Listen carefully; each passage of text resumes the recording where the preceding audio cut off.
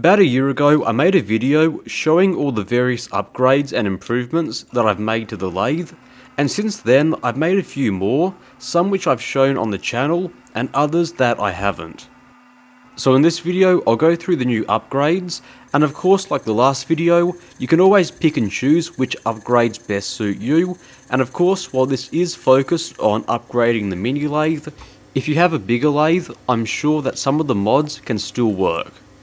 The first upgrade, which I did at the beginning of the year, was to add a way cover to the lathe.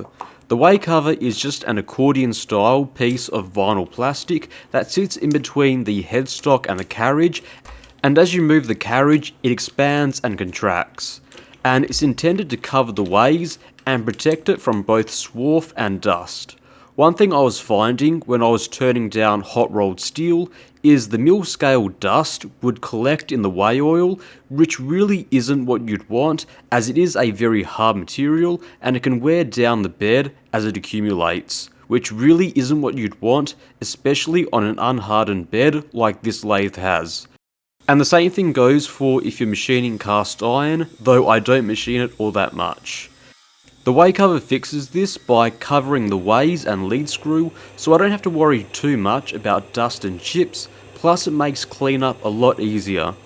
The only real downside that I have found is that when the way cover gets really clogged up with chips, it has a tendency to spring upwards and throw chips all over the lathe, so make sure you brush it off and clean it as needed.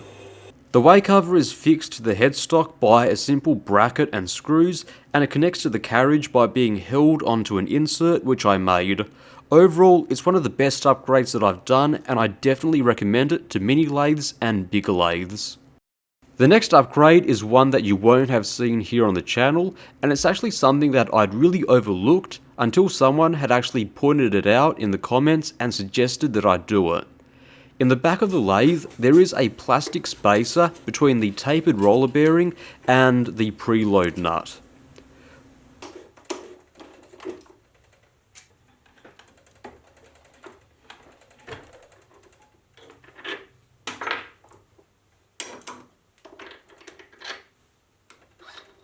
So essentially all of the force of the preload that I was putting onto the bearings was going through that piece of plastic, and that was causing me a lot of issues.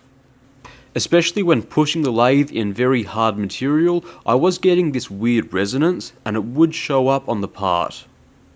Now this piece measures 40mm in diameter, 28.5mm long, and there's a through hole which is 28.5mm in diameter.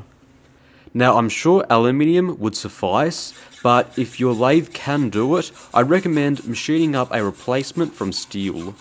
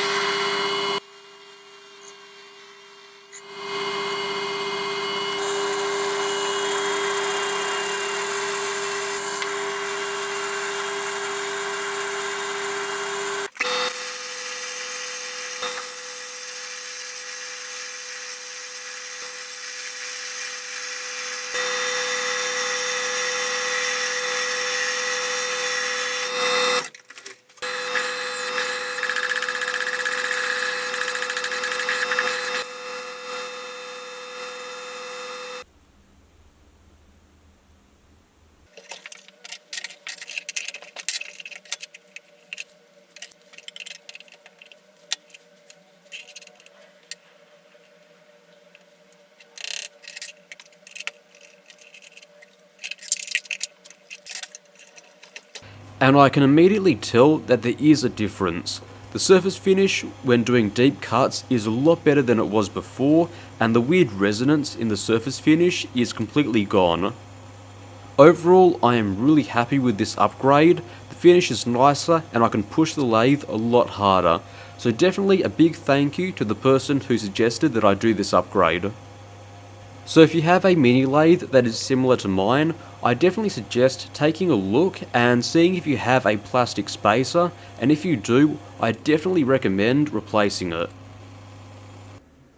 Upgrade number 3 is another rigidity upgrade that I did a while back, and that is to brace the underside of the headstock, because in actuality, if you look at it, there is very little material holding it in place, and that has caused a lot of rigidity issues when doing very deep cuts.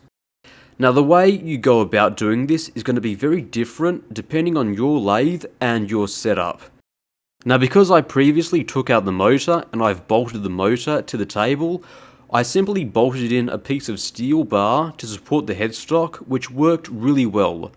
I know some people have chosen to infill the void with some epoxy cement, which would work a lot better than this, but of course that is a lot more expensive. But of course I'm sure most of you will probably still have the motor, because it is where the motor sits. So what you may want to do is experiment with some sort of bracket that goes around the motor, but still will hold the headstock in place.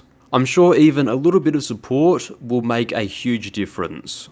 Of course, if you simply can't do it, don't worry too much about this upgrade, but if you are in a position to do it, I think it is something that is at least worth considering.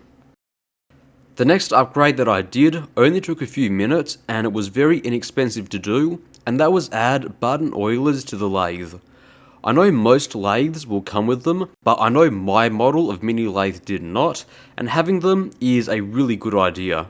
I decided to add them to the Leadscrew bushings and the tailstock, and adding them is as simple as drilling an undersized hole and hammering them in. For $5, it's definitely worth adding to the lathe if you don't already have them. The next upgrade that I did is a feature that is found on most larger lathes, but it was absent on this lathe, and that was a fine adjustment feed for the tailstock. As standard, the tailstock comes as two pieces of machined cast iron that are connected by a set screw on the bottom, so centering it can be very difficult. The fine adjustment feed is essentially a captive lead screw, which can be turned clockwise or anti-clockwise to push the tailstock left or right, which allows you to more easily center it. The adjustment screw can also be used to offset the tailstock to cut tapers when you are turning between centers, however I have yet to do that. Overall, it is a bit of a boring and mundane upgrade, but I definitely recommend doing it because centering your tailstock is a pretty critical part of setting up the lathe, and an offset tailstock is going to result in you cutting tapers whether you like it or not. The next upgrade that I would recommend would be to buy an extra set of Module 1 gears for the gear train. Doing this will allow you to cut metric threads if you have an Imperial lathe, and Imperial threads if you have a metric machine. Now thankfully Little Machine Shop have taken all the guesswork out of doing this, and they've made an online calculator which will tell you what gears that you need to cut what TPI or pitch thread depending on what lathe that you have. And typically to cut these threads, you'll need a gear which doesn't come as standard. For example, you might need a 55 or 57 tooth gear, and as a result you need to buy them, or if you have the equipment, you can make them yourself. And cutting the threads is done the exact same way as you normally would, except you can't undo the half nut, so you'll need to reverse the lathe before taking another cut. Overall, I understand this upgrade might not be for everyone, but in doing this has saved me a lot of money because I've been able to avoid buying several Imperial taps and dies, which I'd only need for 1 or 2 threads. The next upgrade that I'd recommend is going to be a Spindle Lock. My design is just an aluminium ring which is able to be clamped onto the spindle, which will lock the spindle in place. Now there are other designs out there, but this one has worked really well for me and it was quite easy to make. Now I don't use this mod all that often, I only use it when tapping holes or cutting keyways and gears, situations where you really don't want the part moving. But when you run into situations where you really need to lock the spindle, you'll be really glad that you have it, rather than needing it and not having it. The next upgrade is also one that you won't have seen before on my lathe, and that is adding a DRO to the tailstock. I've always found the markings on the tailstock very difficult to read, and getting precise hole depths was very difficult. The solution usually was to add markings onto the twist drills, but even this wasn't all that accurate. The solution was to add a DRO to the tailstock. Now this design is not original. I first saw it done on Machining with Joe's channel, and I've seen it done on a few other lathes. The idea is to machine a ring that fits snugly onto the tailstock.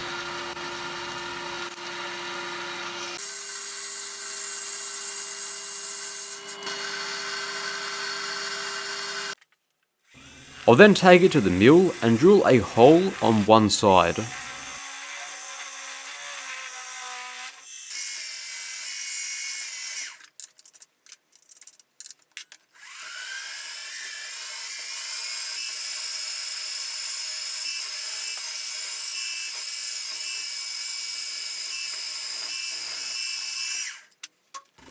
And then using a slitting saw, I can cut a slot which will allow the ring to clamp tightly onto the tailstock.